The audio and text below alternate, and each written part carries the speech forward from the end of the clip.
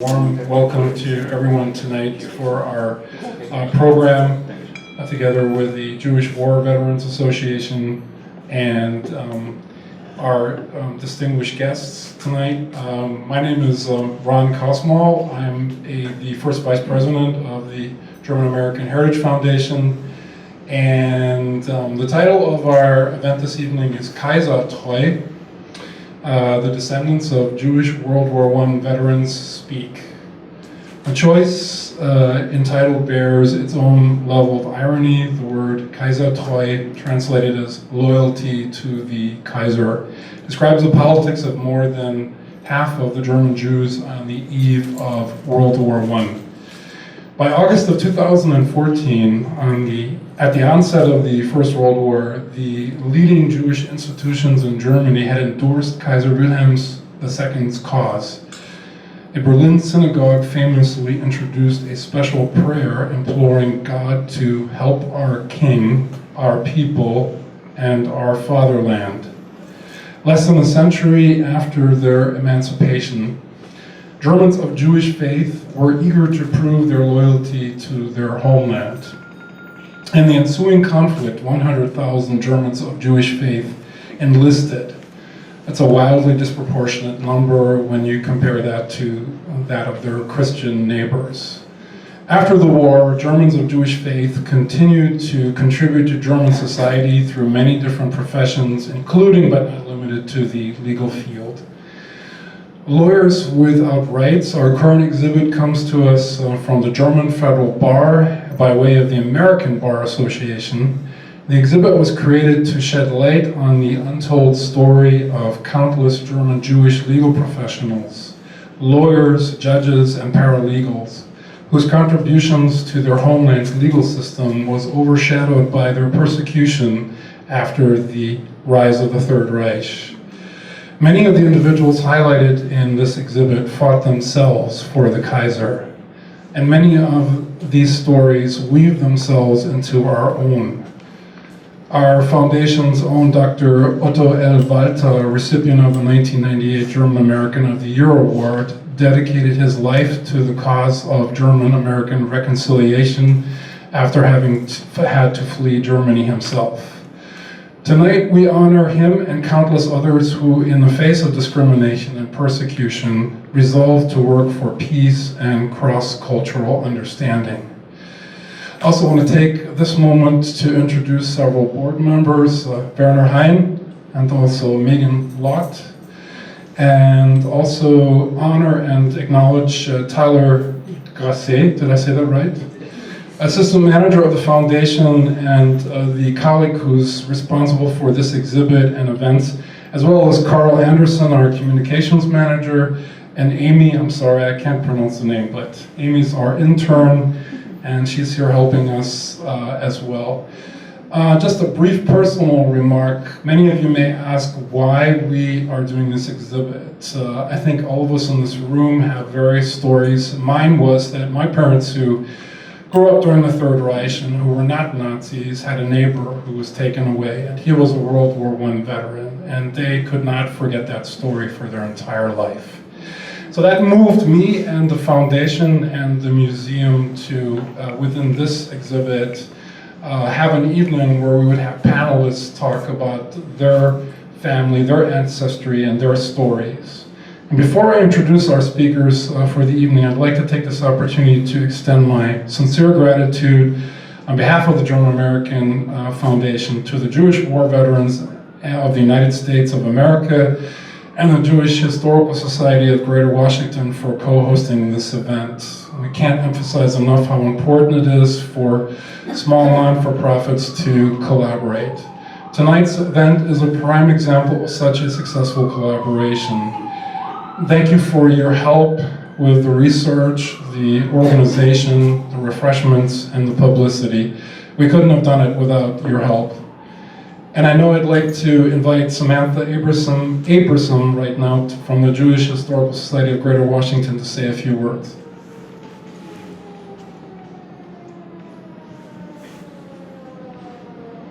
Thank you so much for your hospitality. My name is Samantha Abramson, and I'm the Program and Outreach Manager at the Jewish Historical Society of Greater Washington.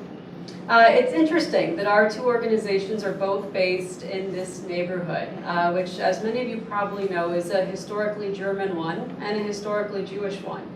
The Jewish Historical Society offers all sorts of programs, walking tours, and activities really meant to explore Washington as a Jewish community, both locally and nationally.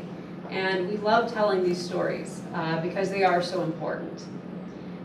Some of you probably have been to our historic synagogue, which is also known as the Lillian and Albert Small Jewish Museum, which was built by mostly German Jewish immigrants back in 1876. Some of you are also probably aware that that historic synagogue building has been picked up, put on wheels, and moved before, and it's about to do that again. I invite you all to please join us in early November. Please follow us on Twitter and Facebook, and please check our website if you're not already connected with us, because we do believe that move is happening in early November. It's not every day you get to see a building picked up and put on wheels, so we do encourage you to come and watch us. Throughout the tables here and downstairs, we have several flyers that talk about our plans for our historic synagogue's move, plans for the new museum, which we're going to build next to the synagogue once it is moved. So we really do welcome you to come and experience our history. And I do just want to welcome our board member Paul Wright, who is with us this evening, and I know we have several members with us tonight as well, and our curator Christiane. So thank you so much for working with us. Thank you, Samantha, right? Yep. I got it right. So if you get a chance, please take a look around, and as Samantha mentioned, there's flyers and information about our two organizations available, and we encourage you to become members of both if you are not already a member.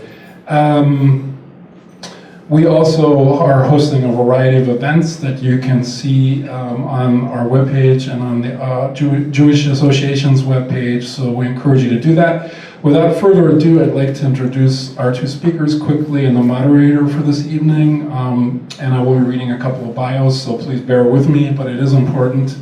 Mr. Oliver Moss and Mr. John Friedman will be speaking about the experiences of their families who believed in their homeland's cause and fought bravely in the Kaiser's army.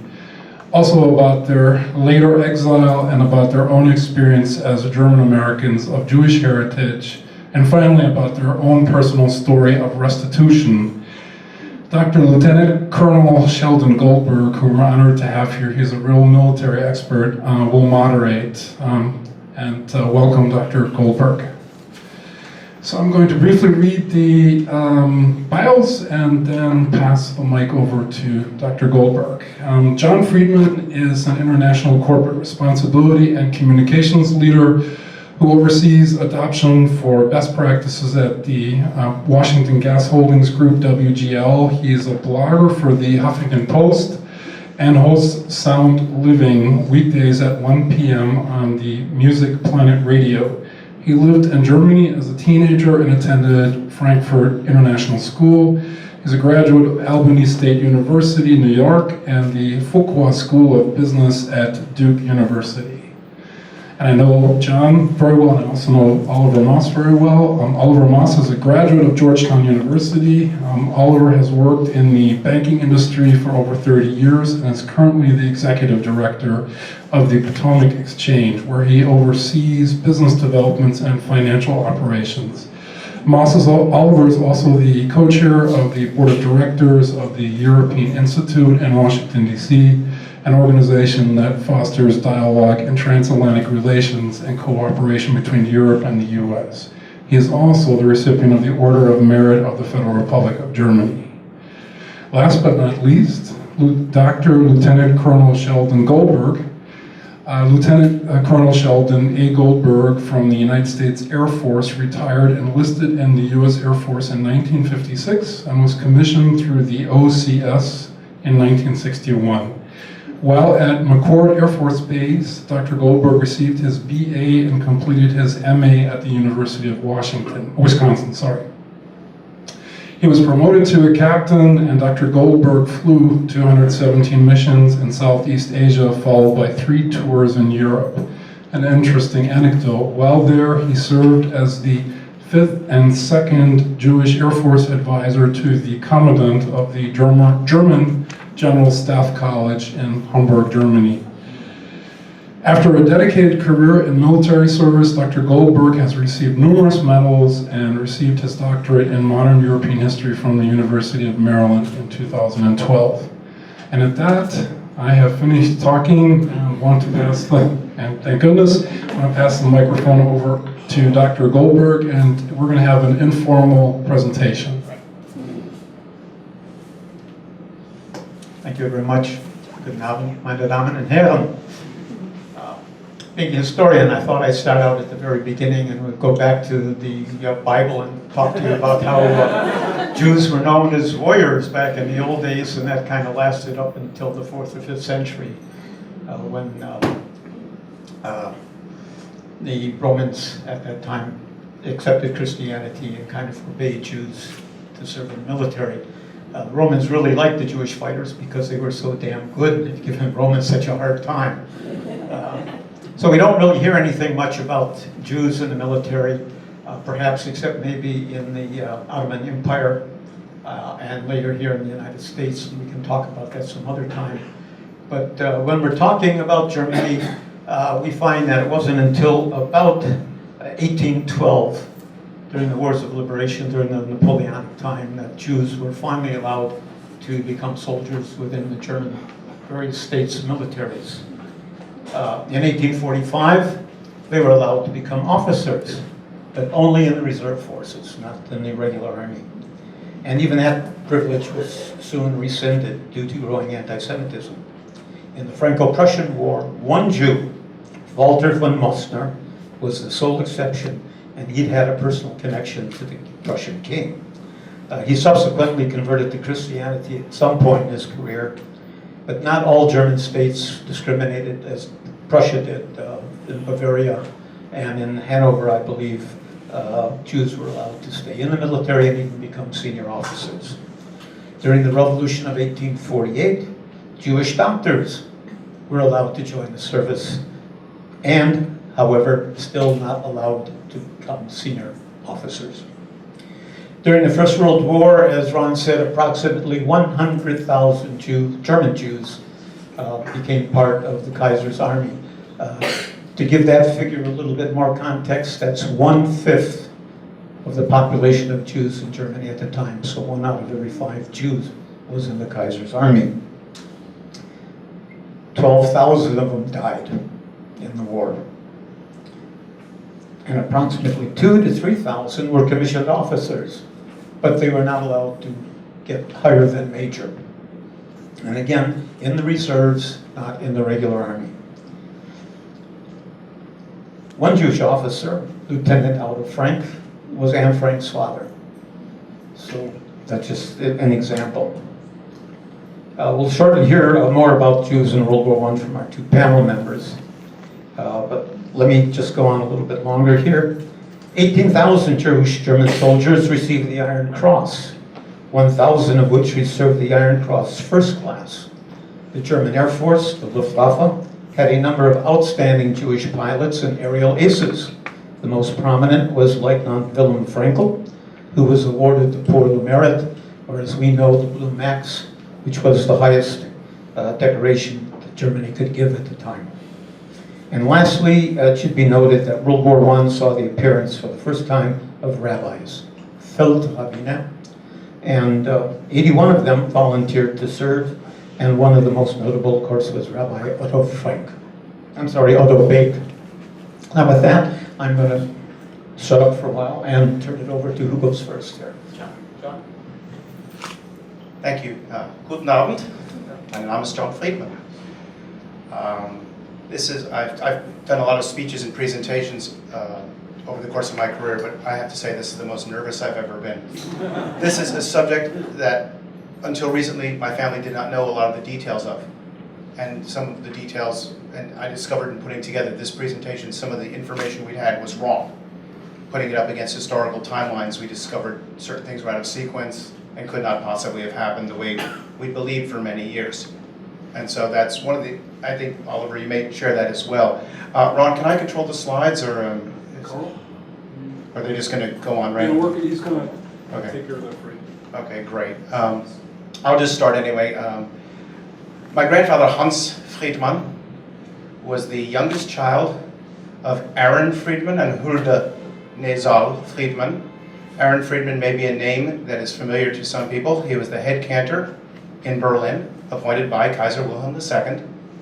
And my grandfather was his youngest son. He was born on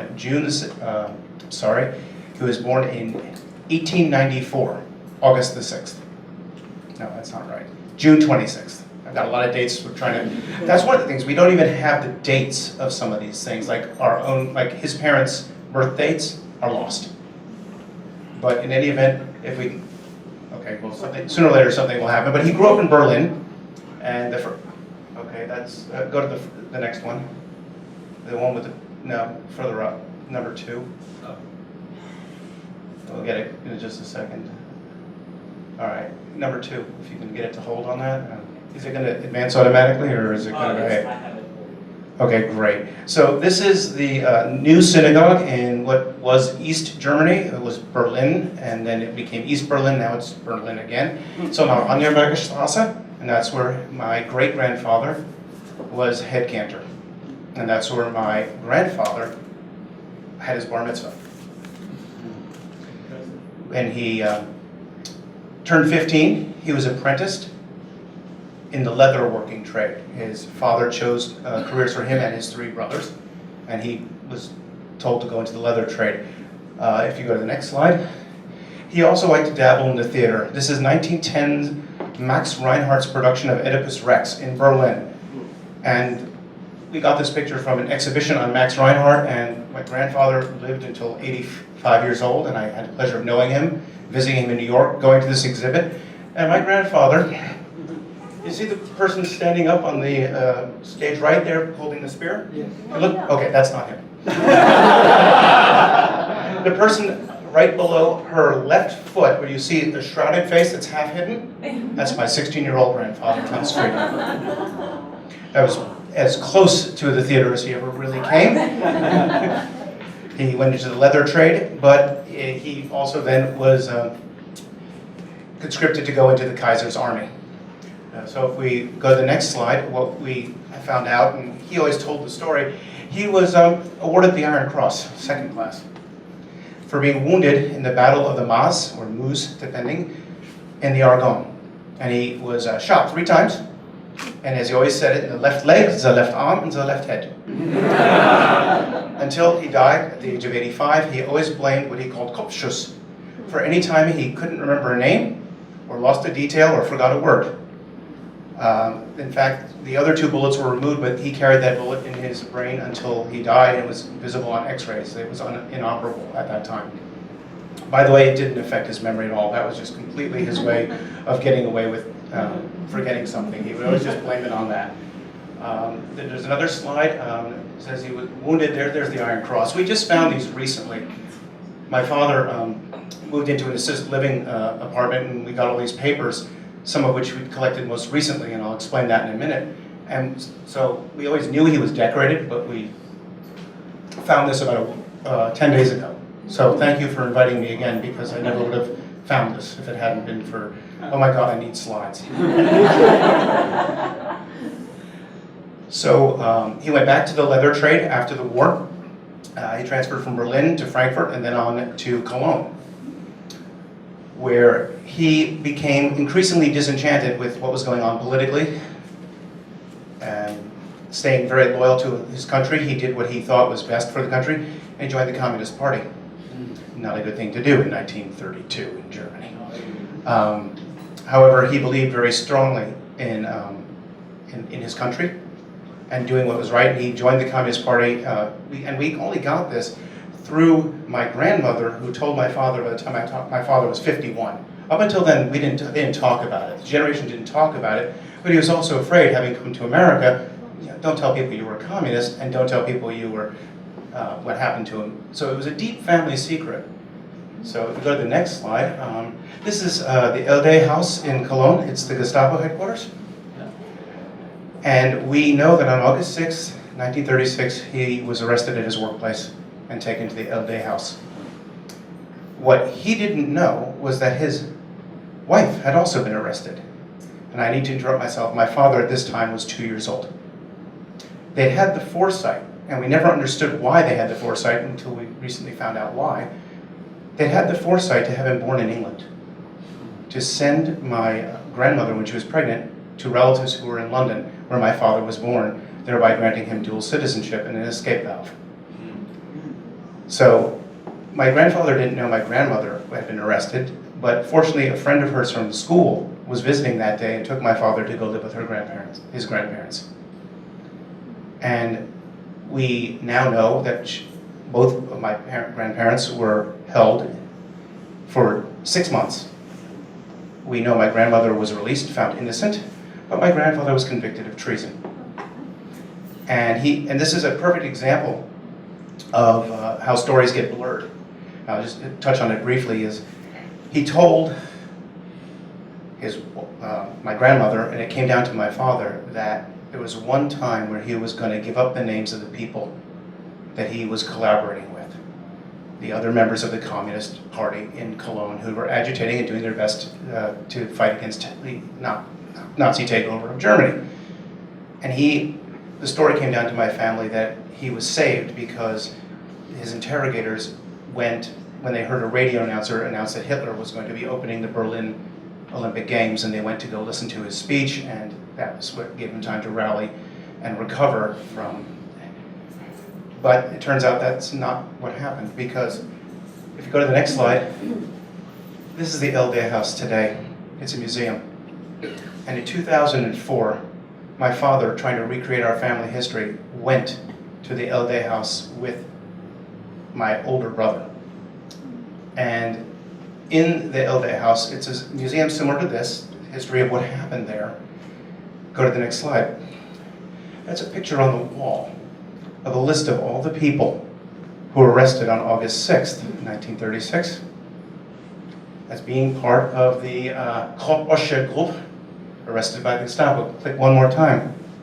Number 7 is my grandfather's name on the wall of the Gestapo headquarters where he was incarcerated.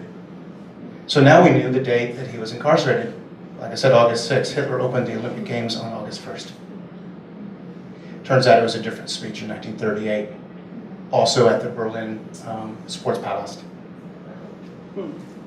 This is something else we found because there's a museum and because my grandfather is featured in it. We were able to find a piece of paper about my grandmother, which has the dates of her incarceration and the fact that she was found innocent.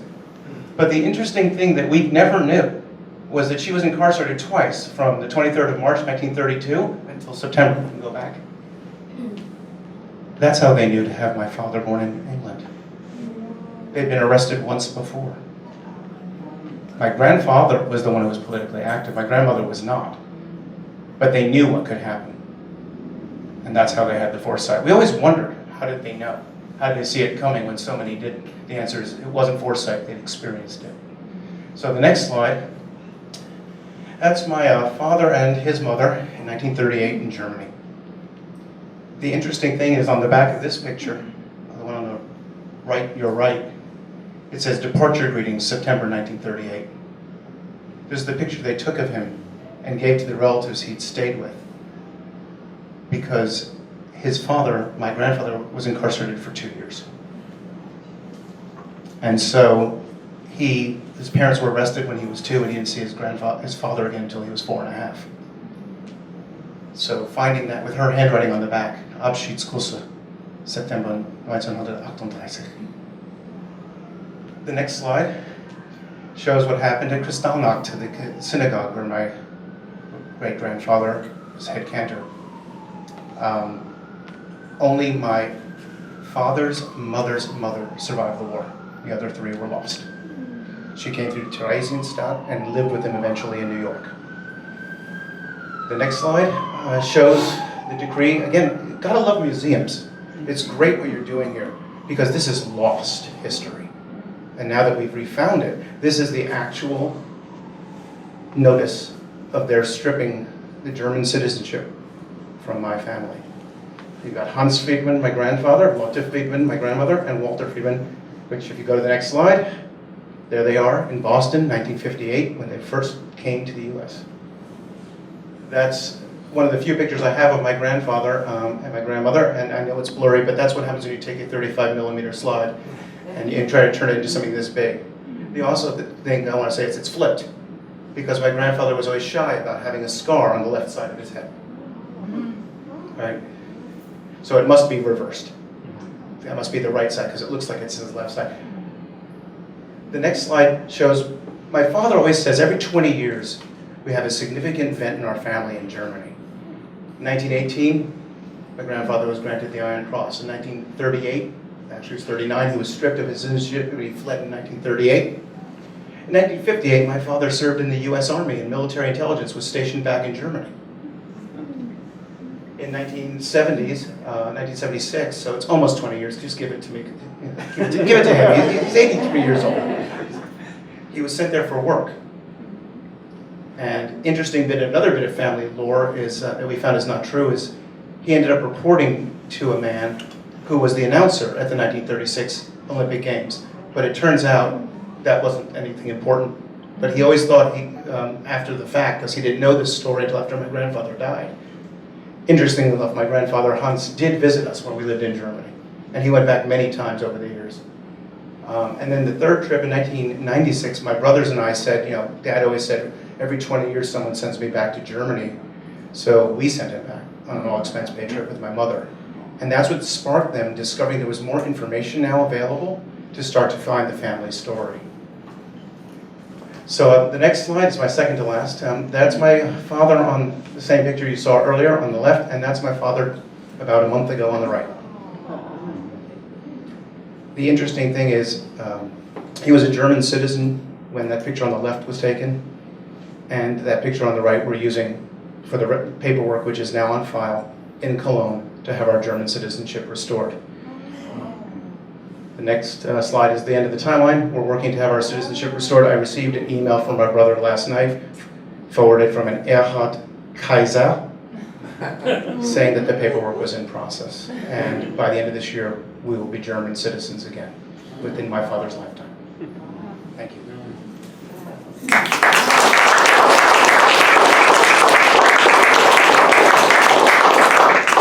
Thank you, John. You've raised the bar, really. I'm afraid my story is not going to be quite the same. It's a little different. I know, there you go. But I have to say, one thing that's really good is that, my grandfather, Siegfried Moses, was not, he did serve in the military. My dad did as well, and I'll talk a little bit about him. And then it skipped a generation. As you heard, I was a banker for many years, and now I'm involved in other activities. But my son, my middle son, was in the Marine Corps. So, but one thing that's really good about having a father who was in the military is he's got to be very, very accurate. So I have all of those dates in 40 copies. My father was meticulous because he applied for a top secret clearance, and I have letters from 1956 addressed to all of our relatives all over the world, what their names were, and I have some letters from my grandfather basically saying, why are you asking me all these things, and one of the things that was interesting is that he asked whether my grandfather, whether at that time, whether he was Polish, and he said, no, I was born in Germany. At the time it was Prussia, it was Pomerania, and now of course it's Polish. But he said, I would have spoken Polish, not German. So he had a very strong personality. But anyway, his name was Siegfried Moses.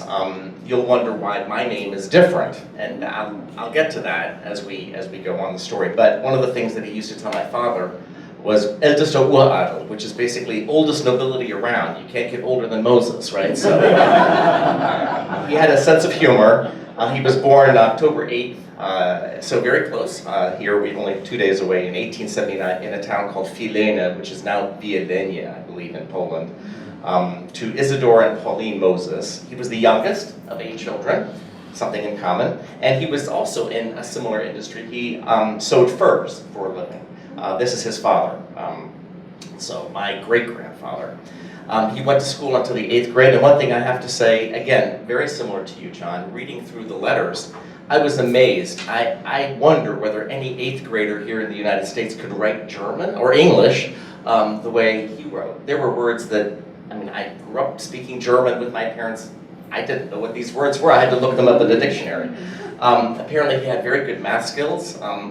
A lot of the information that I have, fortunately, because he passed away when I was 6 years old, so I didn't have the benefit of really knowing him at all. There's some pictures of me with him, but that's really it. But my aunt, who passed away only 3 years ago, lived to be 101, my aunt Hildegard. And she wrote a memoir, you know, kind of a story about her life in 1982. And so I was able to get a lot of the information from her, and so, you know, which was very helpful. But apparently he was very good at math, and when the teacher asked him, when he was very young in school, you know, what's 2 and 2? What do you get when you have two candies? Add 2 candies plus 2 candies. And he says, you get a whole bag full. And apparently the teacher didn't appreciate that answer, although, you know, it was probably not completely incorrect. He was apprenticed in a department store in Poznań, and then together, shortly afterwards, he and his brother Alex purchased a wholesale textile firm called Leopold Königsberger. I've looked that up, and it was in the Kommandantenstraße in Berlin. I've looked it up, and that's actually, if you go to Berlin, to the U-Bahn station, Haus-Vogtplatz, there's a list of all of the German Jewish textile firms. They're engraved in steps, and his firm is listed there. So when I was there, it was really cool to see that. They sold merchandise throughout Germany, and they hired a staff of traveling salesmen, and they acquired a factory in Saxony as well. He married my grandmother, who unfortunately died many, many years before that, and she was from Paderborn. And what's interesting about her, again, you look at how integrated German Jews were, you know, in Germany. She went to a Catholic school, and she named her first daughter after her favorite nun, who was her teacher, Schwester Hildegard. So that was kind of interesting. He served in World War I. Tyler's going to put up the picture that I sent in his uniform, which I happen to have had. But he was a Unteroffizier, he was a sergeant. In the Flugwaffe, it was not the Luftwaffe then, in the German Air Force. He was something, but it was basically office work. But they traveled throughout Germany from 1914 through 1918, served at various military posts, and then the family returned to Berlin right after the armistice. And then they lived on the Apostel Paulus-Straße near the Bayerischer Platz. They had 3 children. Hildegard was the oldest, I mentioned her. Then there was Lieselotte, and then my father, who was the youngest, Werner Paul Moses, and he was born, and then he was born in April 3rd, 1920. You know, their business thrived, did very well. My father tells stories that they had a maid, they had a butler, they had a gardener, they had the best seats in the synagogue, which they purchased. They were not particularly religious, but they went because that was the right thing to do. My father said that the car that they had was called a Horch, which I gather was the fanciest car you could have. So they had done very well for themselves. And then they lived for a while on Günzelstraße and then on Maranstraße. My aunt, you know, as the situation got bad, and she was one of the first female students of medicine. She and her husband left Germany because they weren't allowed to study in Germany, and they went to Italy. And that's a separate story, but it was fascinating because it was really their Italian that helped them a great deal when they arrived in the United States, and when they settled in upstate New York, in Geneva, New York. The one piece of information that's interesting, again, there's a connection with Kristallnacht, is he was on a business trip, my grandfather, Opa Siegfried, in Amsterdam. And he apparently, when he was notified by my grandmother, had a Christian friend of hers who basically offered to travel to Amsterdam and tell him, do not come back, because there was no radio communication. He said, stay there, do not come back. And he did, he stayed. And meanwhile, my grandmother had to stay in Berlin and basically take over the business of this business, which she really didn't know anything about. The business was liquidated, and it was then taken over by the Nazis, whoever, I guess some other party. They went to London, and they lived through the Blitz, so they were not able to come to the United States. They had to get sponsorship. They applied. They entered May 2nd, 1943 by Ellis Island on the USS Mauretania. I gather they were able to take furniture and personal effects. According to my aunt's history, that was allowed up until even the early 1940s. It was money that you couldn't leave. You couldn't leave with money. You could take personal effects. So there's a lot of furniture. We don't have it. I think it's my cousin who has most of that. We did find out, you were talking about restitution, Ron. My aunt was very persistent, and at the age of 90, somebody had contacted her and said, I think he opened up a bank account in Switzerland. And my father said, there's no way that he ever did this. I think that's just, that's just not accurate. Well, as you probably know, there was the Holocaust Claims Tribunal that took place back in the late 90s, and sure enough, he did have an account in Switzerland, and the money got split up amongst the three siblings. Unfortunately, by then, my dad had already passed away, as had his older sister. But my aunt, the oldest, she got that, and it was actually divided up amongst all of us. And they did get restitution as well from the German government back in 1961. We think that the money, that the business was actually in East Berlin, and of course the East Germans said, we weren't guilty of all these crimes that the Nazis did. That was all the West Germans. So, my cousin really wants me to open this up again, and there are people that we've met in Berlin, and so I don't know if I've got lots of legal documentation. I'm not sure I want to pay all those legal fees. So apologies for the lawyers here, but we'll see. He became naturalized as an American in 1947. In 1949 in Canandaigua, New York. He bought a small business in Bath, New York, which was managed by my father for a while. My father was a good man, but apparently he didn't know how to run a store very well, and it was not a good time to own a store as well. One side note that I think might be interesting for you is that my mother's. I was talking with Dr. Goldberg here. My mother's parents were Christians, so I was not raised Jewish.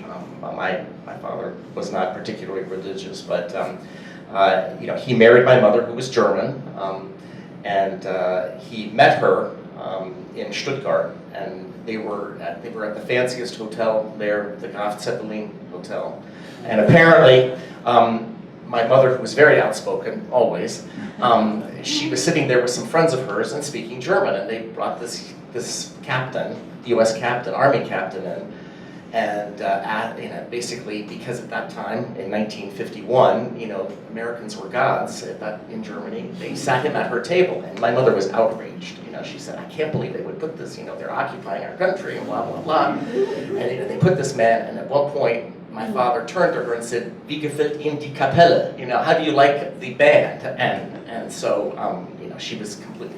I think probably one of the few times my mom was speechless. So, but anyway, her parents. So my grandfather, my Christian grandfather, Wilhelm Grote, also served in World War I. He was wounded in Arras, Germany. He was then conscripted. They had the Volkssturm back in the latter part, very end of the war, and he was conscripted in March 1945. At that time, I guess he was caught by some French soldiers in Stuttgart, and he was imprisoned for 1 year in France. Oddly enough, he also was in the textile business. He ran a managed a factory in Stuttgart, and he was actually in Estonia for a while. And he was forced to join the Nazi Party. He was pardoned by Lucius Clay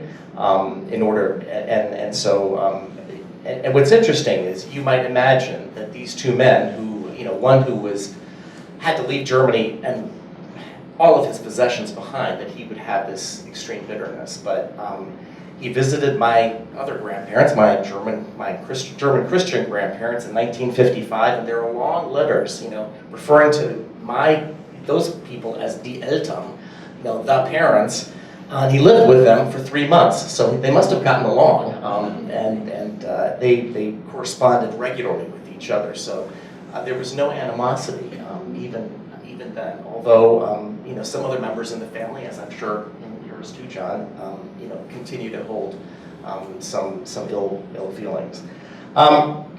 He passed away in 1963. As I said, I was 6 years old, so unfortunately I don't have many memories.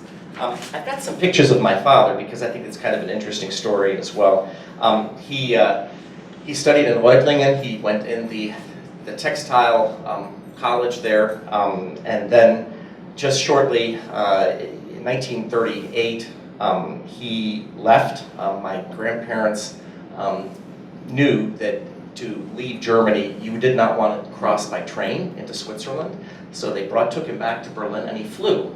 So he took a plane from Berlin to Geneva, and I think there's a letter to the head of the Jewish community in Geneva, basically saying that my parents were in good standing. We're going to switch the picture on. Okay, that's fine. Can you switch across? That's my dad. And that's my grandfather. So there you go. Are you going to do it? There it is.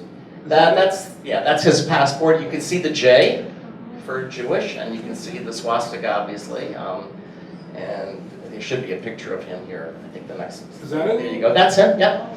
And if you look on the prior page, his name was Bella Paul Moses. Well, when my dad arrived in the U.S. finally, my aunt Hildegard said, "Look, Germans aren't popular in the United States, and frankly, neither are Jews. You need to change your name to something that is more American or just more English." So he changed his name to Warren Moss. So when people ask me, "Are you related to so-and-so Moss?" I say, "I'm related to my father, and I'm related to, my children are related to me, and my siblings are related to me." And, there was a while when I was 18, you were at that one stage, I said, well, maybe I should change the name back. My father asked me not to, and I respected that. He said, I changed that name, and so I said, that's fine.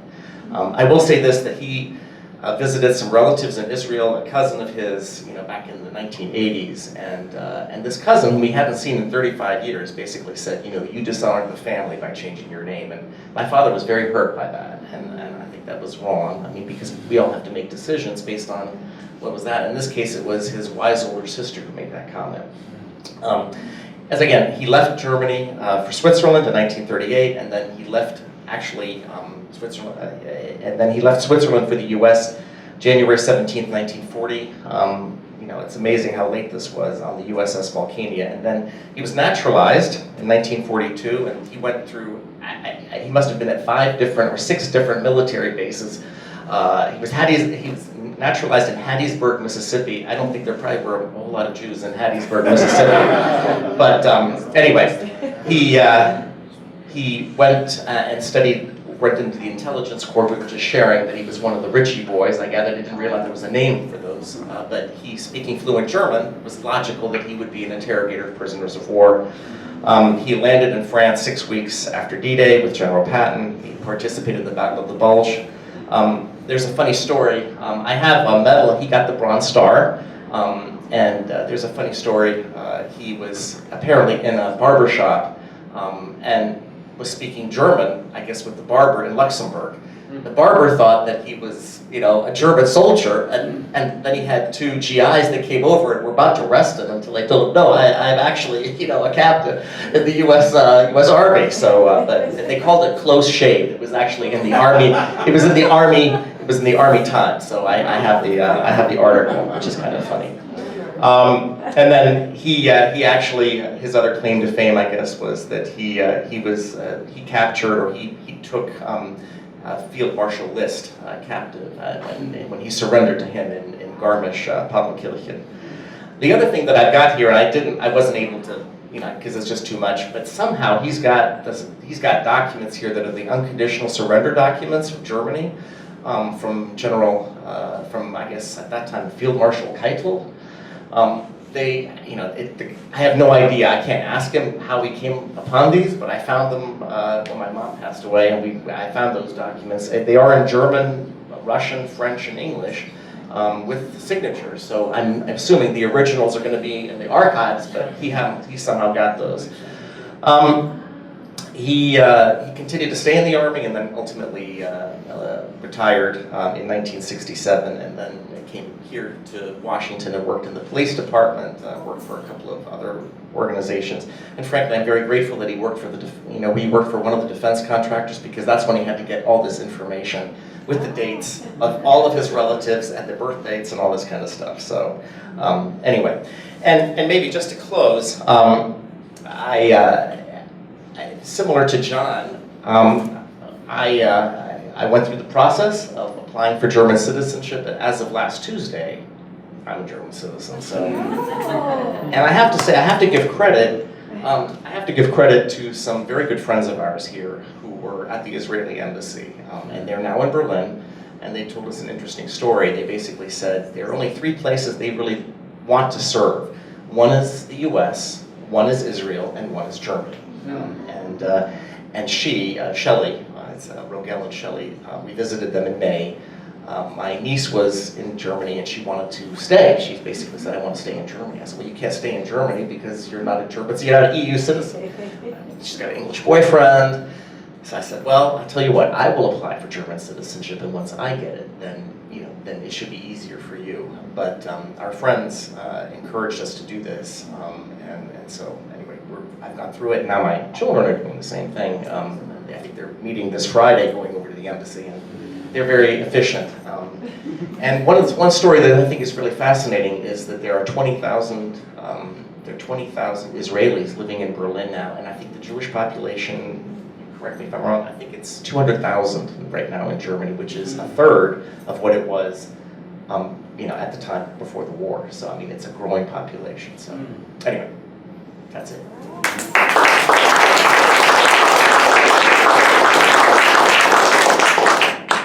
I certainly don't have those kind of stories, although I do have some memories that you both brought back, and that is I spent 2 tours in Germany, the first one from 1957 to 1960. And my first tour was when I was enlisted and in the United States Air Force Band in Europe. And we went to Berlin, in fact, in August of 1959, sorry, my 21st birthday. And we played at the Sportpalast, it was the Polizei Sportfest. And I sat there that evening about 20 meters away from where Hitler would have stood and watched the German police come through on a Fackelzug. They torched the parade, and the people in the stands had candles lit, and the shivers just went through me because I was thrown back. Never been there, but 1938, that's when I was born. I could just imagine what it was like. When the wall fell later on my second tour, I actually went into East Berlin, and the first place I visited was the synagogue that your grandfather, or great-grandfather, was cantor at. I didn't know that at the time, but I do know. Let me go then, and let's talk a little bit of history, and let me tell you what happened sort of afterwards. Because after World War I, it appears that a number of Jewish soldiers and officers stayed in what was then the Reichswehr, and later became the Wehrmacht. And some of them, despite Hitler's rise to power, achieved very high rank. There was a book written a couple of years ago that I have not read, but I do have it on order, and I'm going to be reading it shortly, by Brian Mark Rigg, entitled Hitler's Jewish Soldiers.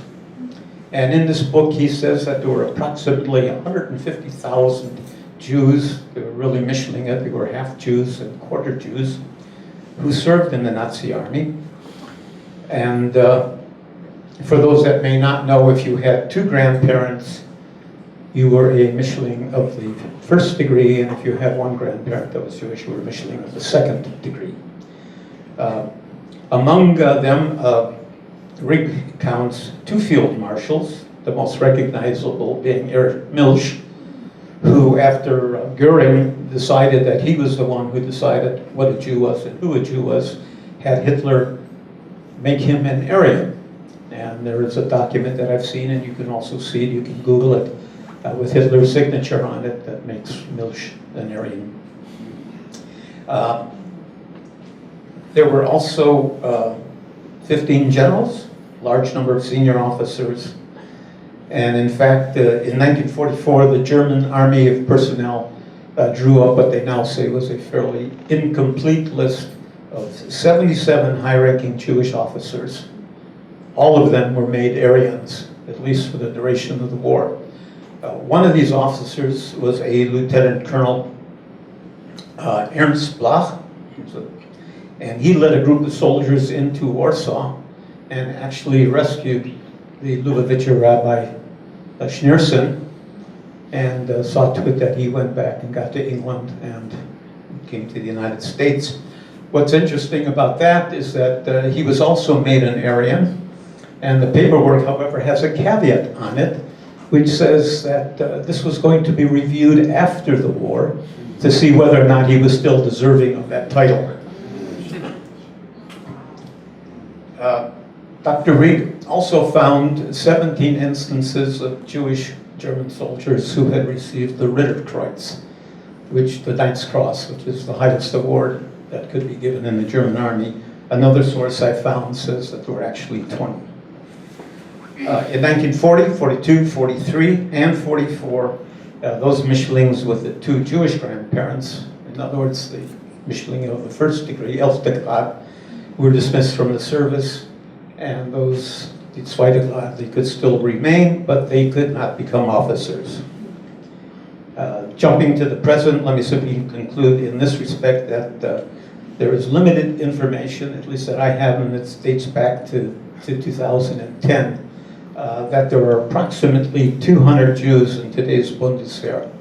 There may be more, and the reason that we don't know the number is that the Germans now, like the United States military, no longer look at a person's religion in counting things up, so they really have no idea who is.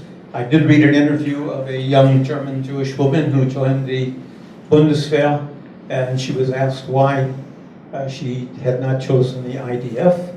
And like we were talking about, she says because she was a German and this was her country, and the Bundeswehr was a democratic institution, and this is where she wanted to serve.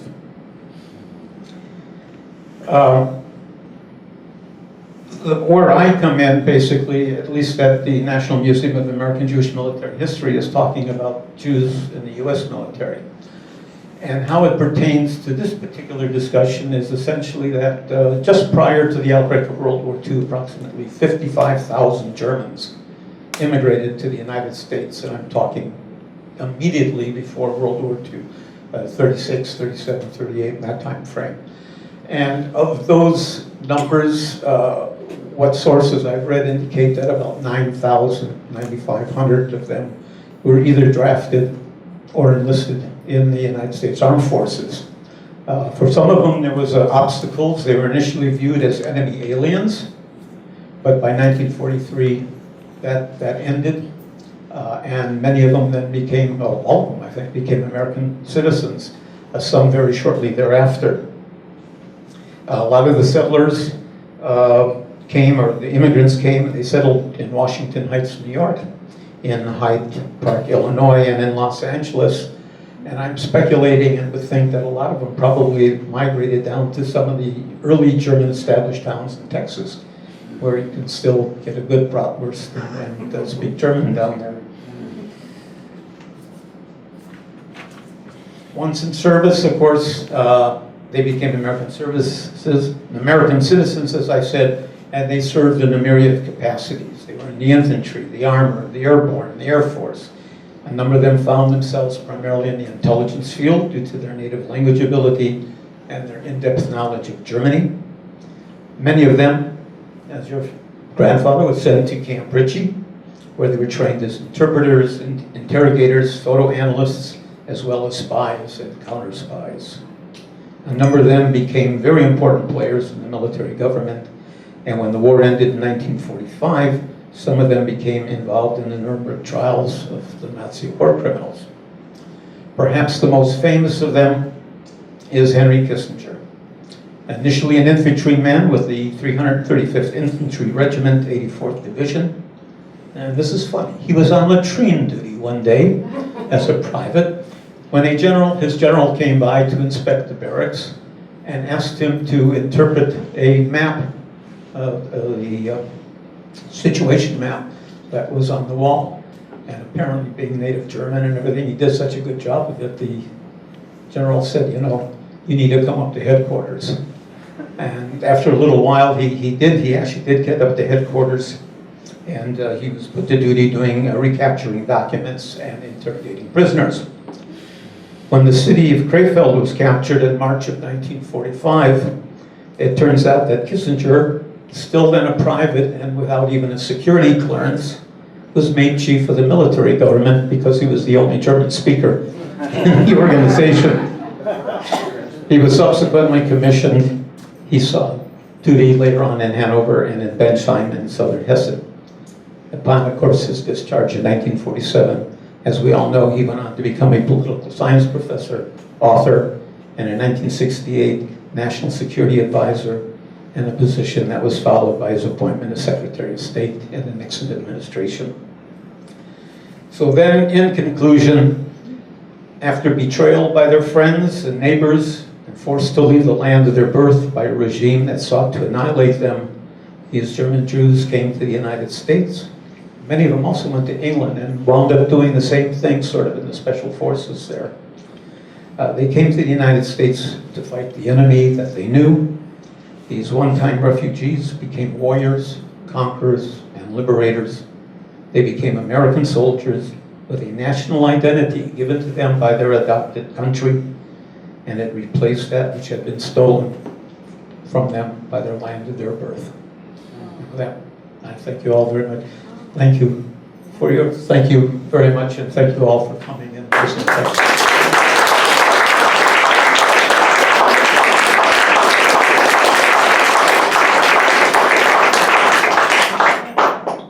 If you have any questions, please go ahead.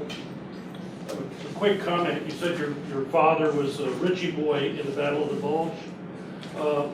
In the Battle of the Bulge, there was a German unit as part of the plan that was put in American uniforms, English-speaking Germans, and as spot to confuse the Americans.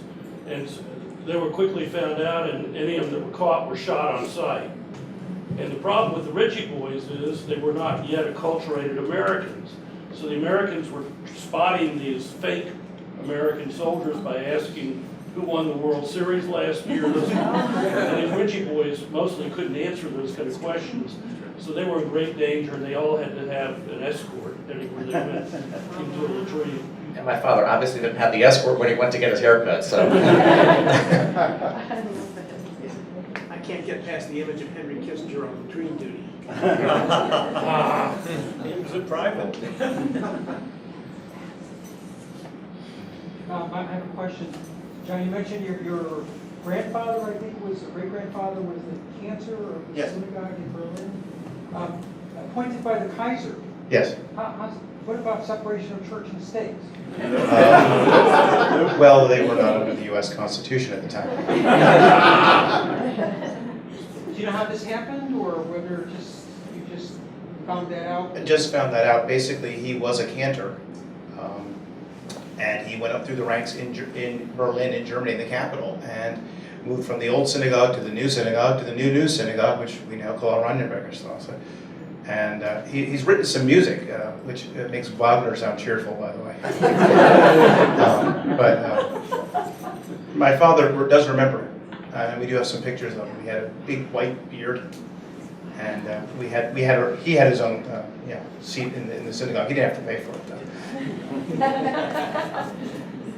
It's interesting that Kaiser actually had Jewish friends, and if I'd have known that was important in here, I'd have brought the name, but there's one individual in particular, I think his name was Malin, if I'm not mistaken, who was very, very close to the Kaiser. A story my grandfather told is that Max Reinhardt, the director, modeled his soldiers on his stage productions after Romans, and the way the Roman soldiers allegedly lined up and marched, and was then taught the Kaiser army how to march. So Max Reinhardt was obviously Jewish. Just Don't know if that's true or not. Just one comment, and I don't know if you know, but in Germany, if you are, the church is part of this, the people are civil servants. So, you know, and you pay a church tax. And I know when I was applying for a job for a while in Germany back when I was a teenager, they asked me what my religion was, and I said, why do you care what my religion is? And, you know, and it's to pay it to church tax. If you don't put down, then you can't get buried. And I think the Germans who are here could probably know that, or you can't get a church burial. I think that's, and you can't get married in the church, and so on and so forth. So it's Austria and Germany that I believe have that still. So it would make sense that if you were Jewish, you were going to be a civil servant as well. Well, maybe the explanation is a bit different. As you know that in the 19th century Kaiserreich, that there was indeed a state church which the King of Prussia, the Lutheran Church, basically headed. He was basically the Pope, so to speak. But more than that, that the exercise of religion by organized religion had to be quote-unquote licensed. And in particular, the Jewish religion had basically a kind of a grant permission to do that. And that certainly implied that the heads and apparently of this most impressive, the most important synagogue in Berlin, which is also where certainly Kaiser resides, needed for such a high position a state license, a state appointment.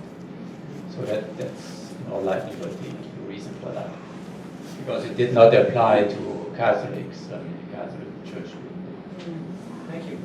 This is another reason why they don't know how many Jews are in the Bundeswehr, because the Kirchensteuer, the church tax, still applies, and it only applies to those soldiers who self-identify as either Catholic or Lutheran, because they have to pay the tax, so it's taken out of their pay, of course. And if you don't self-identify, they don't know. We have a question back here. Yeah, okay, just thank you. Well, first of all, thank you very much to all three of you for these fascinating insights in family history. I don't really have that much of a question. I've got another comment to you, John, about this the synagogue in the Oranienburger Straße. Because I heard you saying, have you been to that place? Yes, several times. Because you actually, we just saw this picture of the synagogue burning down, and you're familiar with the story that, in fact, the synagogue at Oranienburger Straße, this very synagogue, and this shameful night did not burn down due to a policeman. You're familiar with that story? I've heard two different versions of the story. Oh, right, okay. Well, the story with the policeman is actually quite accurate, and I just wonder, what happened this night? We all know there were Nazi hordes going around and looting and pillaging and burning down synagogues. And there was actually one policeman doing what a policeman is supposed to do. He just saw these guys and said, what are you doing here? Oh, well, we're about to burn this place. I said, no, you're not. This is not an order. This is not, you're not allowed to do this, and actually sent them away. So Oranienburger Straße synagogue, as it turned out, was safe, but of course it wasn't safe from the bombing in World War II, so eventually it did burn down. So the photographs we see here are actually photographs, as far as I can see, and I've done a bit of research on that, are the photographs taken from the Second World War when it then was bombed and burned down. That's very possible. When we first went there in 1975, Yeah. The signs on it said that it was destroyed in an Allied air raid. Mm-hmm. And so there was some question about, okay, when was it Yeah. actually destroyed? The East Germans were just not... Well, they blamed everything, obviously. Yeah, exactly. Well, this is actually one story that seems to be accurate because we know the name of the policeman, and it has been actually confirmed by independent research after the Second World War. So this is what the one and only exception of what was going on elsewhere. So. Well, thank you. Wilhelm Kreuzfeld is the name of that policeman. What's the name? Wilhelm Kreuzfeld. Wilhelm Kreuzfeld. Yeah, it's the name of the policeman who actually, just sent them away, saying, look, I'm here the policeman. Well, he did what actually 1,000 policemen should have done at that night. Yeah, so he's maybe the 0.5% of policemen who did the right job. Well, thank you. Question right here. I presume that as your grandparents lived their lives in America, eventually people learn, perhaps, that they were World War I veterans from the German side? No. They never did? No. Kept it to themselves? Same thing. I don't know because The idea that he'd fought on the Western Front and shot at the Allies and was decorated by the enemy, probably not something that he would want to talk about, to your point about Germans not being assimilated or not being welcome. The interesting thing was, as you can see in the picture, it's very blurry, my grandfather had the brush mustache, which is what was now known as the Hitler mustache, and he never changed it. He wore it the whole time, even during the war. I asked him once about it, and he said I wasn't going to let him ruin fashion for the rest of us. Yeah, I would just add that, as far as I know, he never, again, he died when I was very young, so I don't know that. But I know that he continued, the letters that he wrote to my father were in German. They were not in English. And very, as I said, very eloquent words. So I have a quick question. I don't think I need the mic. I can project pretty well. So first of all, thank you to the three of you. Absolutely fascinating. I echo the sentiments of everybody else here. We're so appreciative for your comments and your time.